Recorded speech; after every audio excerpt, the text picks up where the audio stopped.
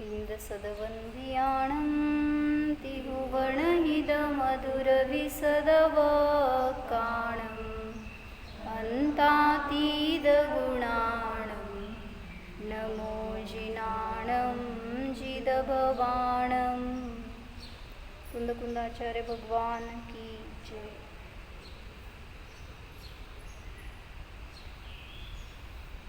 नमोकार मंत्र का परिचय है। नमोकार मंत्र में क्या बताया है? जो पंच परमेष्टि है उनको हम नमस्कार करते हैं। तो वो नमस्कार भी सिर्फ शब्द में नहीं रहना चाहिए, उसमें भी भावपूर्ण नमस्कार कैसे होता है और वास्तविक नमस्कार किसको करना है या कब होगा उनको नमस्कार। ये इसके लिए ये चार्ट बताए, चार्ट नंबर 2 पर है, पेज नंबर 2 है, यहाँ पे नीचे लिखा रहता है पेज नंबर।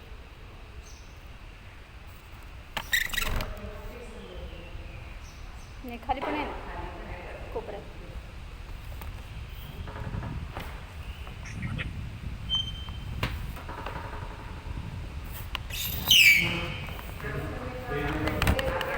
आगे जाओ, अबे आगे जाओ। मराठीत सांगू, मराठीत सांगू, पूछ। हाँ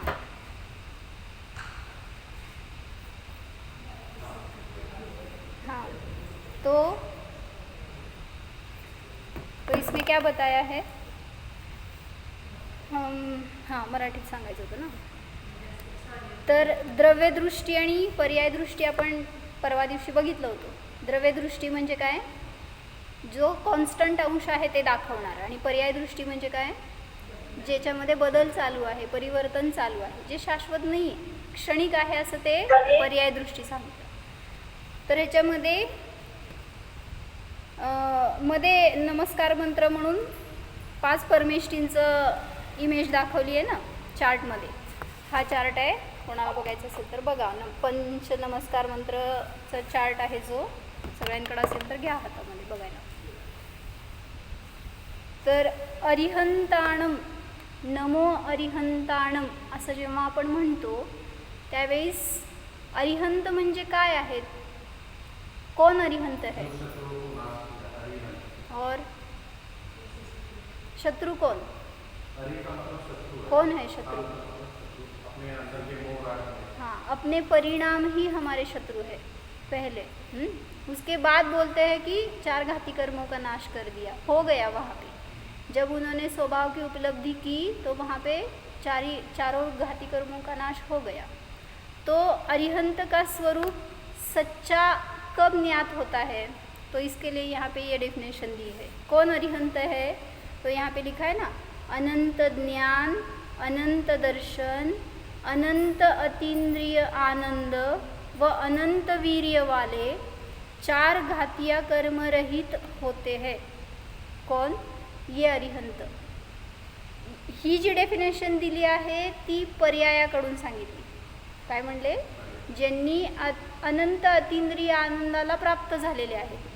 केवल ज्ञान प्राप्त झालं तर अनंत ज्ञान आहे ते, आणि त्याच्याबरोबर अनंत आनंद प्रगट झालेला आहे ज्यांना, म्हणजे अनंत आनंदाचा उपभोग घेतात असे ते अरिहंत। असं आपण पाहतो का जेव्हा भगवंतांना नमस्कार करतो? म्हणजे जेव्हा आपण अरिहंताणम म्हणतो त्यावेळेस एकतर फ्लुएन्सीमध्ये अरिहंताणम, सिद्धाणम, आर्याणम सगळं म्हणून जातो, त्यात आपल्याला भावभासना होत नाही कोण आहेत ते। मग त्याच्यासाठी सांगतायत की अरिहंत, एकच नमोकार मंत्र म्हणा पण भावपूर्ण म्हणा, त्याचं फल आहे। मग अरिहंताणम म्हणत असताना एक दिवस माताजींनी पण प्रवचनमध्ये घेतलं होतं, असं तुम्हाला समजतंय असं मला वाटे ना? समजतंय ना? हां। तर अनंत चतुष्टयाला प्राप्त केलेले आणि अनंत आनंदाचा भोग घेणारे असे ते अरिहंत असतात, असं घेतलं होतं ना परिभाषामध्ये। म्हणजे अध्यात्माकडून पहिल्यांदा मग बाहेर जायचं, मग 4 घातिया कर्मांचा नाश केलेला, 8 प्रातिहार्याने जे सहित असतात वगैरे वगैरे, समोषण विभूतीने सहित असतात, हे सगळं नंतर सांगणार। पण पहिल्यांदा त्यांना पाहत असताना ज्यांनी आपल्या आनंदाला पूर्णतः प्राप्त झालेले आहे असे ते अरिहंत। म्हणून इथं त्यांनी पर्याय दृष्टीमध्ये सांगितलं, नमोकार मंत्र का द्वैत दृष्टी या पर्याय दृष्टि से अर्थ। और इधर इस साइड पे क्या लिखा है, नमोकार मंत्र का अद्वैत दृष्टि या द्रव्य दृष्टि से अर्थ। तो यहाँ पे ये पर्याय दृष्टि हो गई, जो अनंत चतुष्टय को प्राप्त हो गए हैं, या चार घातीय कर्मों का जिस नाश जहाँ पे हो गया है वो अरिहंत होते हैं, ये पर्याय दृष्टि हो गई। और द्रव्य दृष्टि से क्या बताया है, ज्ञान, दर्शन, आनंद, वीर्य, अरिहंत स्वरूपी। मतलब ऐसा वो जीव है, ऐसे देखो उनको द्रव्य दृष्टि से देखते टाइम पे अरिहंत ये पर्याय है, द्रव्य दृष्टि से वहाँ पे ज्ञान, दर्शन, आनंद, सुख, वीर्य सब जैसे हमारे पास है वैसे ही उनके पास भी है। तो वही बताया ना प्रवचन सार की 80 नंबर की गाथा में क्या बताया, जो जान दी अरहंतम दवत गुणत पज्जयत तेहिम सो जान दी अपाणम मोहो खलु जादी तत्सलयम। उसका मोह क्षीण होता है जो अरिहंत को द्रव्यत्व, गुणत्व या पर्यायत्व से जानता है। हम उनको कैसे जानते हैं, हाँ सिर्फ ऐसे देखते हैं कि वो परमात्मा बन गए हैं बस, लेकिन समझने का प्रयास नहीं करते कि क्या है अरिहंत यानी क्या है। हम जैसे ही जीव है लेकिन उनको वैसी दशा क्यों प्राप्त हो गई है, अरिहंत तत्व क्या है, तो इसके लिए उनका स्वरूप समझना आवश्यक है। तो यहाँ पे यही बताया कि नमो अरिहंताणम जब हम बोलते हैं तो द्वैत नमस्कार उनको हो गया नमस्कार, पर्याय में उनकी अवस्था अरिहंत दशा प्रकट हो गई है तो उनको नमस्कार। और द्रव्य दृष्टि से वैसा ही मैं हूँ, स्वभाव मेरा भी वैसा ही है, मुझ में और अरिहंत में कुछ भी फर्क नहीं है, यही बताते हैं अरिहंत भगवान। जब भी आप देखेंगे, दर्शन करेंगे तो वहाँ पे वो क्या बताते हैं, काय बघितलं अरिहंतांना नमस्कार करताना आता, केलं का नमस्कार, दर्शन केलं का वर, मग काय सांगितलं अरिहंत भगवंतांनी तुला, बोलते ते माहिती आहे का तुला, अरिहंत बोलतात, मग काय बोलले, गप्पा मारले का तुझ्याबरोबर, म्हणजे अरिहंत सांगतात आत बघा, सगळीकडे बघायचं, त्यांच्या डोळ्याकडे बघा, त्यांच्या नाकाकडं, कानाकडं, हात पाय, भजन में बताया ना वो क्या, हाँ निरखो अंग अंग जिनवर के जिनसे झलके शांति अपार। ऐसा बहुत सुंदर भजन है, आपको नहीं पता हो तो वहाँ पे है, जिनेंद्र अर्चना में देख लेना। निरखो अंग अंग जिनवर के जिनसे जल के शांति अपार, चरण कमल जिनवर कहे घूमा सब संसार, पर दुखमय गति चार में निज आत्म तत्व ही सार, याते पद्मासन विराजे जिनवर जल के शांति अपार। क्या बोलते हैं कि मैंने पूरा संसार घूम लिया है, और कहीं पर भी कुछ भी सार नहीं मिला। जैसे आप बोलते हैं ना, मैं सभी संघों में गया, सभी तरफ पंडित, विद्वान, ज्ञानी सभी से मैंने चर्चा की, लेकिन मुझे वो नहीं मिला। तो भगवान भी यही बता रहे हैं, मैंने भी सभी तरफ सब खोजा, सुख के लिए सभी प्रयत्न किए, लेकिन परगति चार में काय पर क्षणभंगुर इस जगत में निज आत्म तत्व ही सार है। मतलब कहीं पे आप सुख के लिए घूमोगे तो कहीं पर भी सुख नहीं है, तो मुझे मेरे पास ही है ये दिखना चाहिए। तो उनको वो मिल गया वहाँ पे, इसलिए मैं अभी पद्मासन में ऐसे बैठा हूँ कि मुझे फिर अभी कहीं जाने की, घूमने की इच्छा ही नहीं रही, ऐसे बताते हैं भगवान। मतलब चरण कमल जिनवर कहे, दोनों चरण अभी ऐसे स्थिर हो गए हैं कि कहीं जाना आना है, विहार करना है, कुछ विकल्प नहीं है। क्यों जाने को मन करता है कहीं पे, फिरा वाटतं का नाही, कुठं कुठं लांब लांब जाऊन यायचं, फॉरेनला जाऊन यायचं, जायचं का नाही, खोटं बोलायचं नाही, ऐकू येतं ना तिला? काय फॉरेनला जायचं आहे का नाही? कुठं जायचं आहे? कुठंही गेलं तरी जे इथं आहे ते कुठंच नाही, आणि जे तिकडं सगळीकडे आहे ते इथं नाही आहे. म्हणजे तिकडं अशांती आहे, आकुलता आहे, व्यग्रता आहे, ती नाही आहे आपल्या स्वभावामध्ये. मग जेव्हा आपण स्वभावाकडे बघतो त्यावेळेस इतका आनंद आहे, इतकी शांती आहे, निराकुलता आहे. सगळीकडे फिरलं तरी तुम्हाला परत इथंच यावं वाटणार आहे. मग तुम्ही काय म्हणता? फिरून येतो एकदा. म्हणूनच तिथं मग तुम्हाला चारी गतीची ट्रिप चालू आहे. म्हणून चारी गतीमधून भ्रमण संपत नाही आहे. म्हणून सांगितलं की अरिहंतांनी हा निर्णय केला आहे की या चारी गतीमध्ये मला एक द्या होते शब्द तोंडात येत नाही. जिनेंद्रजी पढ़ो वो लाइन क्या है? नहीं वो हो गया, आगे क्या लाइन? ते झालं की काका? नाही त्यातलं तिसरं लाइन काय आहे? हाँ, मतलब अभी सभी जगत में मैं घूम के आया लेकिन मेरा आत्म तत्व ही मुझे सारभूत है, ऐसा उन्होंने स्वीकार कर लिया है ना. इसलिए जो उनको फील हो रहा है वो बता रहे हैं. वो ऐसा है. दिव्य ध्वनि में क्या बताया? ये सब दिव्य ध्वनि है ना, आगम जो लिखा गया है वो जो उन्होंने अनुभव किया है, जो उनको स्वीकार हो गया है, तो वो बता रहे हैं वो कि यहीं पे है, कहीं बाहर नहीं है. जो आपको निर्विकल्प सुख चाहिए, अतींद्रिय सुख चाहिए, वो हमारे पास है, बाहर कहीं पे नहीं है. नाही मला काय सांगायचं होतं त्यामध्ये एक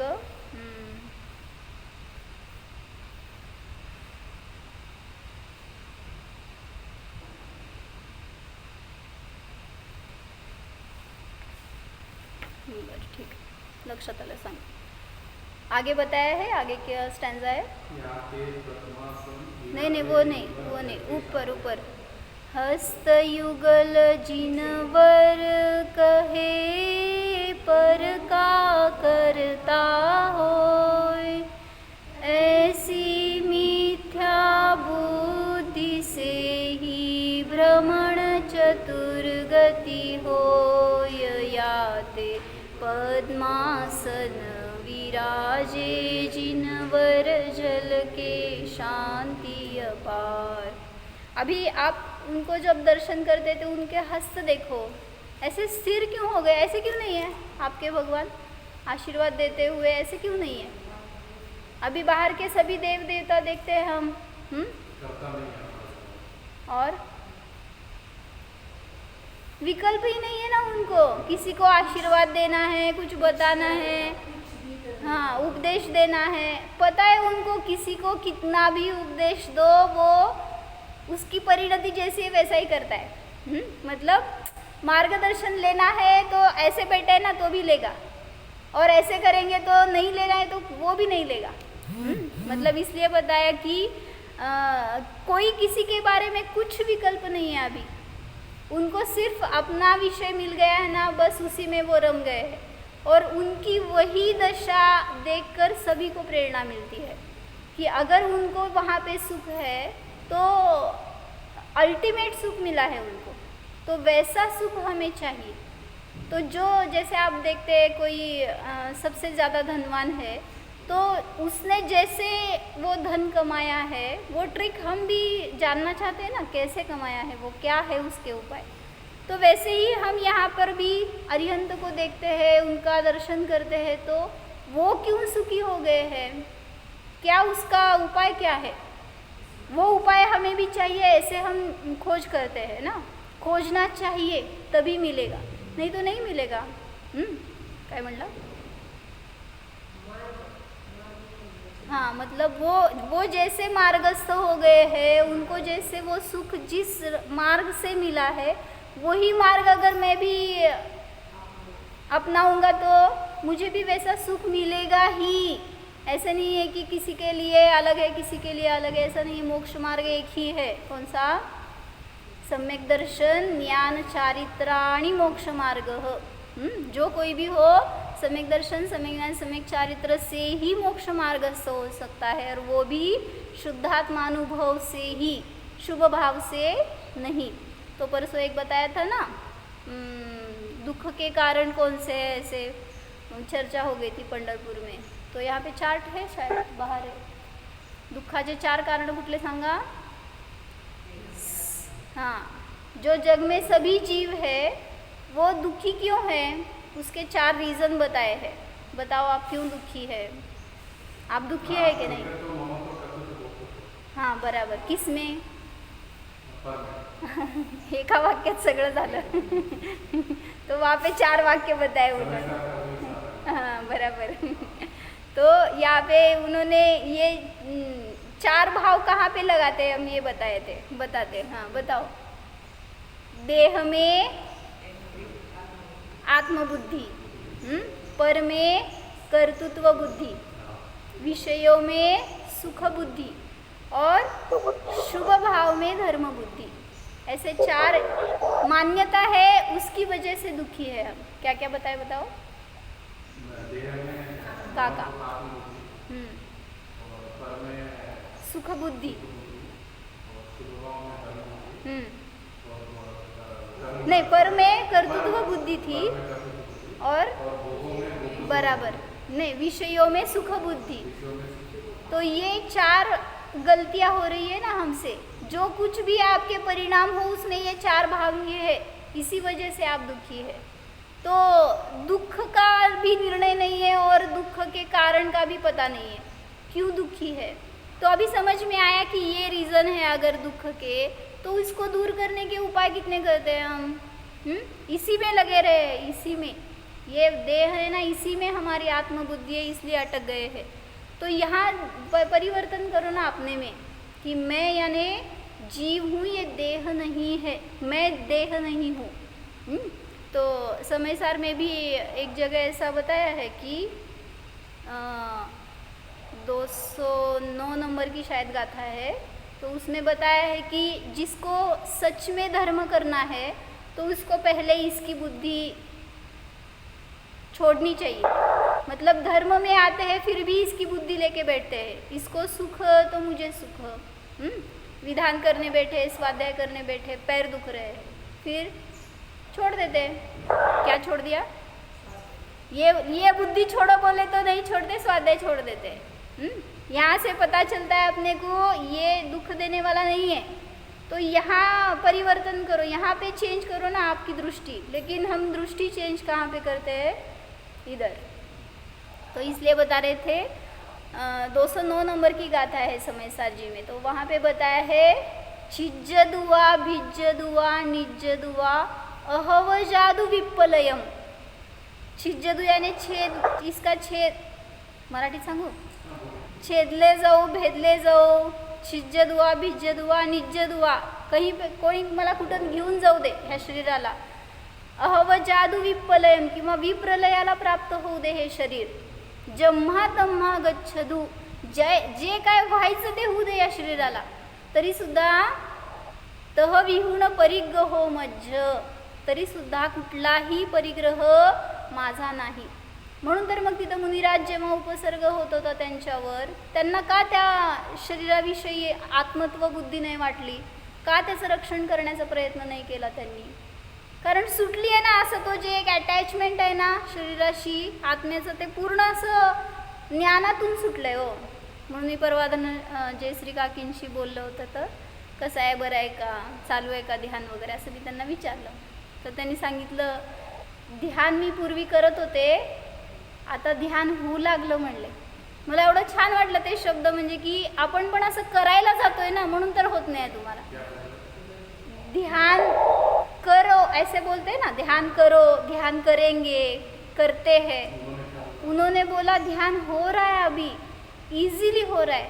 मतलब वो सेंटेन्स जब मैंने सुना ना, त्यावेळेस मला पण ते असं सारखं रिअलाइज होऊ लागलं की आपण पण सहज होऊ शकतं ना आपल्याला।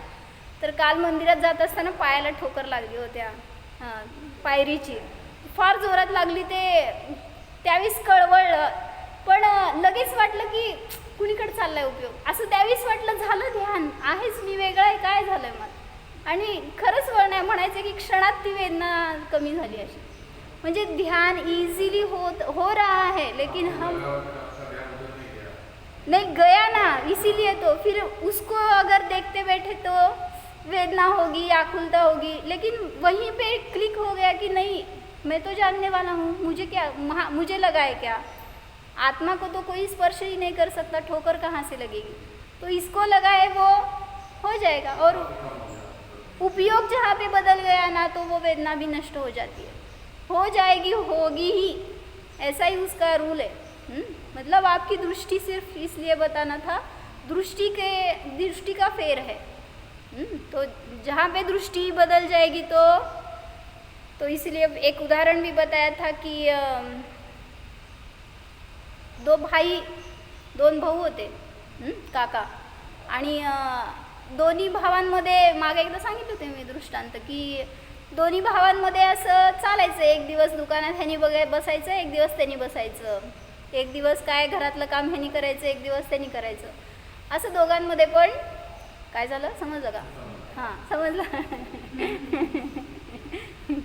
तर दोघांच्या मध्ये काय म्हणायचं पाळी लागलेली असायची हो, की एक दिवस ठरलेलं असायचं, एक दिवस ह्यानी हे काम, एक दिवस त्यांनी करायचं ते. आणि असंच एक दिवस काय झालं की त्यांच्याकडं विधान करायचं होतं त्यांना, पूजन. तर त्या एका भावाला सांगितलं तू पूजन करायला बस, आणि दुसरा भाऊ जंगलातून लाकडं तोडून आणायची होती, तर तो गेला लाकडं तोडायला. आता दृष्टी मला सांगायचं आहे, दृष्टीमध्ये कसा फेर असतो काय निकिता? काय झालं होतं, एक भाऊ कुठं होता, शास्त्र हे काय पूजन करायला बसला होता, जसं तू इथं बसली आणि दुसरी बहीण किचनमध्ये बसली, बरोबर? असं असताना कोण सुखी आणि कोण दुःखी याच्यासाठी बरं का, तर तो भाऊ बसलेला पूजन करायला आणि दुसरा भाऊ जंगलमध्ये वनमध्ये गेला होता लाकूड तोडून आणायला. आणि मग त्यावेळेस जो जंगलमध्ये होता त्याला विचार म्हणला आज किती छान चान्स होता आणि भावाला किती चांगलं योग आलाय की त्याला विधान करायला मिळतोय, किती आनंद येत असेल तिथं, भगवंतांची पूजन ध्यान प्रवचन सगळं त्याला मिळतंय, म्हणजे त्याला किती त्याचं पुण्य आहे असं त्याचे विचार, आणि त्याच्यामध्ये तो काम करतोय.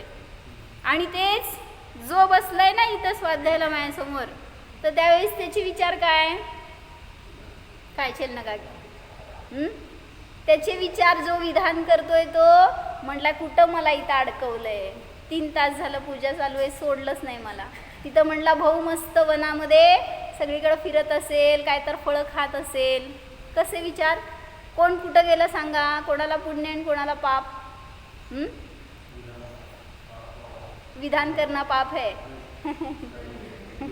हाँ मतलब विधान कर रहा है तो भी उसको पाप का आश्रव बंद चल रहा है, और वो वहाँ पे आरंभ क्रिया कर रहा है फिर भी उसको वो धर्म से जुड़ा है, इसलिए उसको भी पुण्याश्रव है. म्हणून तुम्ही घरात नसतं काय म्हणायचं, बाहेर कामावर असतो त्यावेळेस भाव कसे असतात काका, कसे असतात, मला हे ऐकायला मिळावं, इथं शिकायला मिळावं, इथं वेळ द्यावा असं वाटतं का नाही? खोटं बोलायचं नाही, काय छेल नका की काय वाटतं त्यांना, ओगी बाजू घेऊ नका त्यांची. काका या तुम्हाला उलट मिळतं ऐकायला, त्यावेळेस तर ऐकायला या, सकाळी माताजींचं मिळत नाही का त्यावेळेस यायला, मग आता या कुठलं मिळतंय ते मिळवा ना. दिवस चालू आहे, दिवसभर चालू आहे, ते एवढं लांबून येऊन सगळं मिळवायला लागले, मग आपल्याला पण सगळं मिळू शकतंय. तर पंढरपूरला एक उदाहरण सांगितलं होतं त्यांनी की वेश्या रहती है एक, और वो वेश्या उसका घर एक सन्यासी के झोपड़ी के सामने उसने डाला.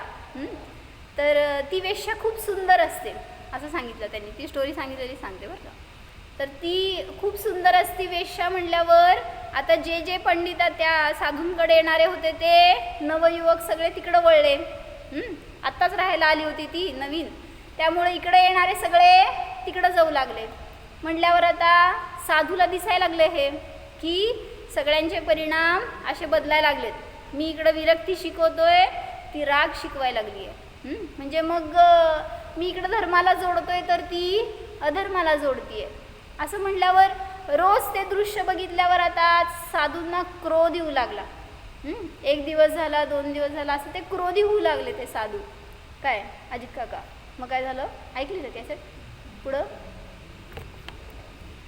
मग त्याचे परिणाम साधूचे आता कशाई कशाई कशाई एकावर एक, आणि तेच ह्याच्या विरुद्ध त्या वेश्येचे परिणाम. ती बघायची सारखं साधूंकडे आणि काय विचार करायची, किती सुंदर आहे ह्यांचं आयुष्य साधूंचं, त्यांना सगळं करायला मिळते किंवा किती ते छान आपलं लाईफचं यूज करून घ्यायला लागलेत, आणि मला किती पाप कर्म करावं लागतंय. तिचा पश्चाताप इतका आणि तिचे भाव असे की नको आहे आपण हे करायला, असं झालं. म्हणजे ती पाप कर्म करत असताना सुद्धा धर्माशी जोडलेली असं म्हणा, आणि हा धर्मात असून सुद्धा अशा विकल्पांनी त्रस्त झाला होता. एक दिवस दोघं पण मेले, आणि मेल्यावर गेले म्हणे यमराजच्या दरबारमध्ये. आणि यमराज होता है ना, होता है क्या, होता है होता है क्या वो यमराज तो यमराज के सामने उनको खड़ा कर दिया और पूछा यमदूत ने, इनको कहाँ भेजना है, बोलो किसको कहाँ भेजेंगे, आप ही यमराज हो गए हाँ बराबर आहे. मतलब काय केलं त्यांनी, वेश्येला सांगितलं स्वर्गात पाठव आणि त्या साधूंना नरकात पाठव. मग असं का झालं, तर तिथं सांगितलं अभिप्रायाने बंद होतो. मग हा जरी धर्मात आहे तरी सुद्धा अभिप्राय कलुषित आहे, आणि ही जरी पापामध्ये तरी सुद्धा तिचे भाव मी कधी ह्याच्यातून सुटेल असे.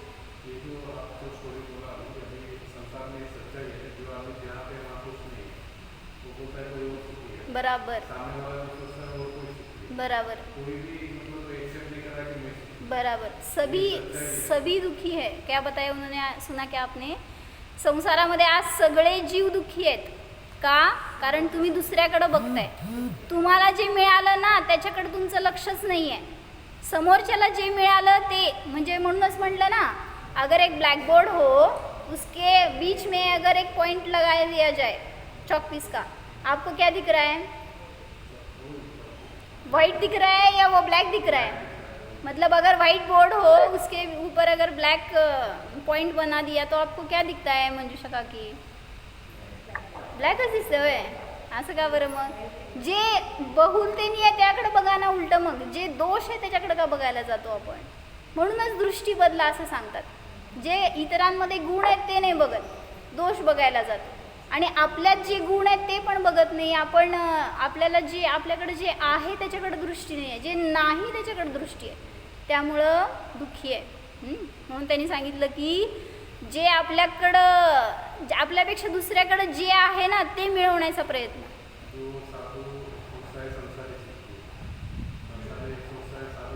बराबर. कौन सुखी होगा ऐसे. बराबर है.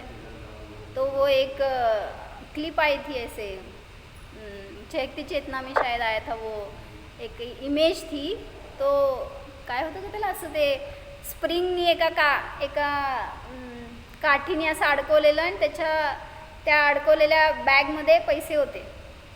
त्याच्या पाठीलाच ती बॅग अडकवलेली होती, आणि समोर त्याच्या हाताला येणार नाही त्यापेक्षा पुढं ते धन अडकवलेलं होतं, आणि तो पळतोय ते धन पकडण्यासाठी, पण त्याच्या हातालाच येत नाही. म्हणजे काय केलं, काय सांगायचं होतं त्याच्यातून, जे आहे त्याच्याकडं न बघता नाही त्याच्या मागं पळायला लागलोय, ते कधी मिळणार. बराबर आहे.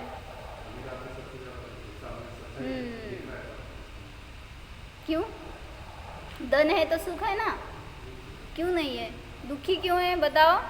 माझ्यासमोर कोण कोण धनी बसलाय, सुखी है का दुखी है काका. वो बोल रहे धनी है वो सबसे ज़्यादा दुखी है. कोण दुखी आहे कोण सुखी आहे माझ्यासमोर. म्हणजे आपली दृष्टी असती ना की त्यातून सुख येते, हे भाव आहेत आपले, म्हणूनच दुःखी आहे. म्हणून निर्णय करायचा आहे ना, मग तुम्ही कुठेही राहा तर सुख असणारच असणार. म्हणून सांगितलं काय, हस्त युगल जिनवर कहे परका करता होय. दोनों हस्त, जिनवर के दोनों हस्त क्या बता रहे, वो ऐसे बैठे हैं. क्या आपको संदेश मिलता है उस पर से. देखा आज प्रतिमा को प्रक्षालन किया तो कैसे लगा, क्यों इतने निकट गए थे आप उनके, तो साक्षात भगवान का स्पर्श कर रहा हूँ ऐसे अनुभव हुआ क्या. तो जो भी आप लाइन बोलते हैं प्रक्षालन के उस विधि में, वो भी बहुत समझने लायक है, उस पर से भी आनंद आता है। आप और एक बार शांति से वो पढ़ो प्रक्षाल पाठ जो है ना, तो वहाँ पर भी बहुत ऐसे मर्म है। परिणामों की स्वच्छता के निमित्त जिन बिंब, इसीलिए मैं निरखता इनमें निज प्रतिबिंब। कितना अच्छा बताया है। क्या बताया? परिणामों की स्वच्छता, मेरे परिणामों की स्वच्छता हो इसलिए मैं जिनबिंब निरख रहा हूँ। ऐसे लगता है कि जब हम दर्शन करते हैं, असं वाटतं का हो? जेव्हा आपण दर्शन करतो त्यावेळेस माझ्या परिणामांची स्वच्छता व्हावी म्हणून मी दर्शन करतो, असं किती वाटतं? नाही वाटलं जाऊ देत, आजपर्यंत सोडा मागचं, पुढं जावा असं मला वाटायला पाहिजे. काय म्हणले स्मृती काकी?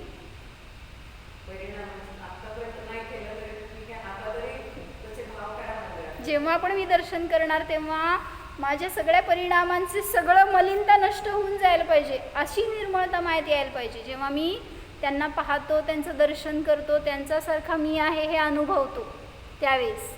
इसलिए परिणामों की स्वच्छता के निमित्त जिनबिंब, इसीलिए मैं निरखता इनमें निज प्रतिबिंब. ऐसा ही मैं हूँ, ये क्या अलग है मुझसे? तो जैसे वो है वैसा ही मैं हूँ. तो वो सुखी है, मैं क्यों दुखी हूँ? सिर्फ मुझे क्या करना है? अपनी दृष्टि बदलनी है. वो खुद को देख रहे हैं तो मुझे भी वैसे ही स्वयं को देखना है, तभी मैं भी सुखी हो सकता हूँ. तो यहाँ पे क्या बताया? हस्त युगल जिनवर कहे पर का करता होए. दोनों हाथ प्रभु के ऐसे है, एक के ऊपर रखे हुए. क्यों ऐसी मुद्रा रहती है? क्या बताते हैं हाथ हमें? हाँ, ये हाथ उठाया, कुछ कर रहे हैं, दे रहे, ले रहे, मतलब हाथ से कुछ क्रिया कर रहे हैं, ऐसा उसका सिंबल है ना. तो ऐसे जो बैठे हैं तो ये बता रहा है कि किसी का भी मैं करता नहीं हूँ अभी, बस मैं अपने लिए ही हूँ अभी. मैं ही हूँ और कुछ नहीं, पर का करता नहीं हूँ. पर में कर्तृत्व बुद्धि छूट गई है. ऐसी मिथ्या बुद्धि से ही भ्रमण चतुर्गति होए. आपको ऐसी मिथ्या बुद्धि है कि नहीं है? काय विद्या काकी, मैं पर का करता हूँ या नहीं हूँ, इथं शास्त्रासमोर वेगळं आणि बाहेर वेगळं नाही. काय मंजुषा काकी? नाही ना? खरं खरं सोडून द्या. है क्यों है? जरा भी नहीं है. हम करता बुद्धि से नहीं, करता बुद्धि अलग और निमित्त अलग. मतलब उन्होंने वही बताया वहाँ पे उस प्रवचन में कि आपको कुछ छोड़ने को नहीं बोल रहे हैं. आप शरीर के लिए सब, फिटनेस के लिए सब करते हैं, सुबह एक्सरसाइज करते, वॉकिंग के लिए जाते या जिम जाते कोई, तो ये छोड़ा ऐसा मैं नहीं बोल रहा हूँ, ऐसे बताया वो उन्होंने, पंडित जी ने. तो वहाँ पे वो बता रहे थे आप वो क्या करते हैं मुझे नहीं पता, ऐसे उन्होंने बताया कि डम्बल्स लेके मिरर में ऐसे व्यायाम करते हैं तो मेरा शरीर फिट तो मैं फिट. ये बुद्धि है ना, ये बुद्धि सिर्फ चेंज करो. ये हो रहा है, होगा ही हमारे से, जो भी हम संसार में है तो बदलना है. सिर्फ अभिप्राय जहाँ पे बदल गया वहाँ पे कर्तृत्व बुद्धि छूट जाएगी. तो हम करने वाले नहीं है, हो रहा है. और वर्णी जी ने भी ऐसे बताया था एक प्रवचन में कि हमें लगता है कि मैं कमा रहा हूँ इसलिए घर चल रहा है या नहीं. समझो एक फैमिली है, उसमें एक बीवी बच्चे और पति पत्नी और बच्चे हैं. पति करता है उसमें, पैसे कमाता है, तो उसकी बुद्धि क्या रहती है? मैं कमाता हूँ इसलिए चल रहा है घर. काय काका, हो का नाही? यस. मग तिथं सांगितलं वर्णीजींनी आपली बुद्धी खोडून टाकली आहे सगळी बरं का. त्यामध्ये सांगितलं त्यांनी की तुम्ही कितीही कष्ट करा, जर त्यांचं पुण्य नसेल ना तुम्हाला एक पैसा सुद्धा मिळणार नाही. आणि जेवढे लोक असतील ना घरामध्ये, सगळ्यांचं पुण्य कॅल्क्युलेट करून जेवढं होणार तेवढंच तुमच्या हातात पडणार आहे. काय म्हणले काका सांगा? कोणाचं कोणाला मिळते? म्हणजे सगळ्याचं पुण्य आहे, जेवढं कमाई होणार आहे, त्यापेक्षा जास्त नाही आणि कमी नाही. म्हणून एखाद्याचं लग्न होऊन गेलं, आता अशाला का गेली, काहीतरी फरक झालेला असतो बरं का घरात, तुम्हाला कळतं नाही कळत, पण कदाचित आय वाढलेली असती किंवा घटलेली असती. का तेवढं पुण्य गेलं ना किंवा आलं, म्हणजे तेवढं जर पापी असेल किंवा पुण्यवान असेल तर ते गेल्यावर धन प्राप्त व्हायचं असतं किंवा नष्ट व्हायचं असतं. असा एक योग असतो. म्हणून म्हणतात ते सांगितलं कशासाठी, की तुम्हाला वाटते की मी इतकं कमवतो, मला इतकं मिळतंय, खोटी बुद्धी आहे. हां, माझ्यामुळं घर चालतंय असं नाही आहे. सगळ्यांच्या मिळून जे असणार आहे ना तरच मिळणार आहे, नसेल तर तुमच्या हातात पण ते पडणार नाही. मग असं झालं, एक फॅमिली आहे असं परिचयामध्ये आलेली, की त्यांच्या घरामध्ये नवरा बायको आणि मुली आहेत, घरामध्ये 2 मुली आहेत त्यांना. तर नवरा जिथं पण धन कमवण्याचा प्रयत्न करतो त्याला तिथून धन येत नाही. किती वेळा त्यांनी जॉब बदलले, किती वेळा त्यांनी अनेक बिझनेस टाकायचा प्रयत्न केला, पण त्यांना यशच नाही. शेवटी बायको गेली कमवायला. तिने पण अनेक प्रयत्न केले, पण तिच्या पण हाताला काय लागेना. म्हटल्यावर दोघांनी मिळून ठरवलं, जाऊ दे, मुलींना शिकवू, मुलींना जॉब लागल्यावर पैसे मिळतील. मुलीला शिकवलं, इंजिनियर केलं, इंजिनियर झाली मुलगी. आता जॉबच्या शोधामध्ये 1 वर्ष गेला, त्याच्यानंतर तिला कॉल, म्हणजे काय सिलेक्शन झालं आहे का इंटरव्ह्यूमध्ये, पण त्याच्यानंतर 1 वर्ष झालं तिला बोलवलंच नाही. म्हणजे काय म्हणते ते कॉल लेटर असतं ते आलंच नाही. हां, ऑन बेंच पण नाही, ते पैसा चालू असतो ऑन बेंचला ना, काय नाही त्यांना, काय बोलवलंच, ॲडमिटच करून घेतलं नाही अजून. त्यामुळं न मुलीला सुद्धा धन, आणि छोटी मुलगी अजून शिकतीये म्हटल्यावर तिने काय धन कमवणार. म्हणजे मला म्हणायचं आहे की असं जर घरामध्ये सगळ्यांचा संयोग असा असेल तर कोण किती कष्ट केल्यावर धन मिळणार आहे. त्यामुळे यश नाही आहे. मग त्यांना किती सांगितलं की धर्म करा, धर्माने आपल्याला परिणाम बदलणार आहे, त्याच्या निमित्तात पुण्याने आय होणार आहे.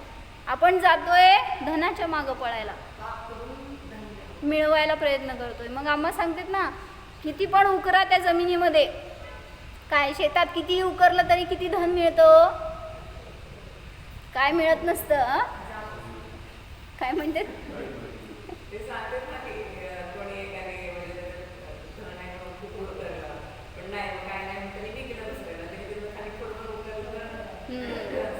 असंच उकरा बघू शेतामध्ये किती मिळतंय. म्हणजे आपल्या जर नसेल ना नशिबात तर किती प्रयत्न केला तरी पण मिळणार नाही. आणि जर असेल तर काही न करता सुद्धा वृष्टी होती म्हणतात, 50 वृष्टी होती, तर सगळे ते करोडो रत्न येऊन पडतात समोर. मग कुठे जावं लागतं धन कमवण्यासाठी. म्हणजे असं आहे, परिणाम जितके निर्मळ असणार, स्वच्छ असणार, पवित्र असणार, तेवढाच धर्म आहे आपल्याकडून. आणि ती स्वच्छता कधी होणार, जेव्हा त्या स्वच्छत्व शक्तीवाल्या आत्म्याला पकडणार आपण. आणि हेच केले अरिहंतांनी. त्यांना मिळाले तो स्वतःचा शुद्ध आत्मा, त्याच्या निमित्तामध्ये ते असे शुद्ध रूपाने परिणमन करताना दिसत आहेत. म्हणून मला ती 186 नंबरची एक गाथा घ्यायची होती समयसारची, उद्या गेली. तो यहाँ पे इतना ही समझना कि नमो अरिहंताणम, यानी जब कभी भी हम अरिहंत का दर्शन करते हैं तो उनका दर्शन नहीं करना है, सिर्फ उनके आगे जाके वैसा मैं हूँ ऐसा जानना है, तो ही हमें सच्चा अरिहंत का स्वरूप समझ में आया. और तभी हमारा नमस्कार अरिहंत को हो गया, क्योंकि मैं भी स्वभाव से अरिहंत हूँ. ऐसा अनुभव करो.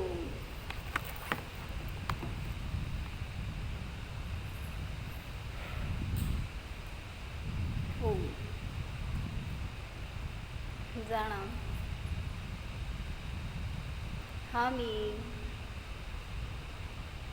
घाती कर्माने रहित निष्कर्म स्वरूप जीव आहे.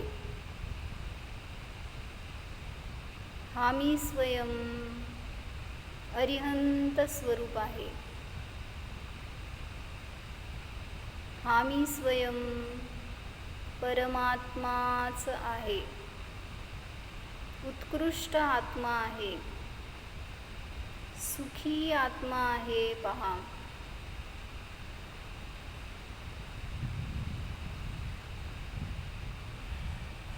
परद्रव्य परभाव रहितोहम,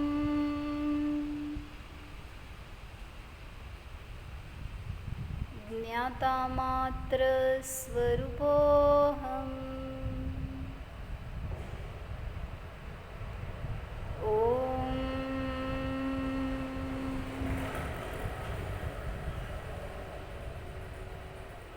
विसर्जन। नमो